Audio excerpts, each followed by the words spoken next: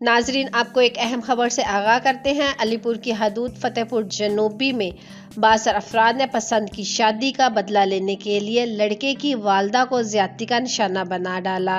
Report के मुताबिक मुजफ्फरगढ़ की तहसील थाना सदर अलीपुर की हदूद फतेहपुर जनूबी में कुछ लोगों ने खातून जरीना को अगवा करके ज्यादती की कोशिश की और तशद्दुद का निशाना बना डाला। मुल्जिमान ने खातून को न सिर्फ तशद्दुद का निशाना बनाया बल्कि नीम बरहना करके सुलगती हुई सिगरेट से इसके जिस्म को भी दागते रहे और इसी हालत में उसको घसीटा। पुलिस के मुताबिक मुतासरा खातून जरीना बीबी के बेटे नासिर ने कुछ अरसा कब्ल पसंद की शादी की थी, जिस पर लड़की वालों ने नासरा की मां जरीना और वालिद अल्लाह बख्श को अगवा किया और नामालूम जगह पर ले गए, जहां इसको इन्होंने ज्यादती का निशाना बनाया।